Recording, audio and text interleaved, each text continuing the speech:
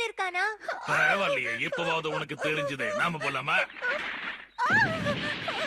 ஏய், நீ எதுக்காக இப்ப அழுதுகிட்டு இருக்க? நான் ஒரு நல்ல விருந்தை எதிர்பார்க்கிறேன். ஹேய், நீங்க ரெண்டு பேரும் எங்க போறீங்க பல்மா? சும்மா அங்கேயே நிக்காம என்ன வந்து காப்பாத்து.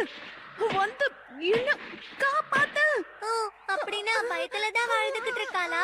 ஏன் ஒவ்வொரு வாட்டி ஒவ்வொரு பேர் சொல்றா?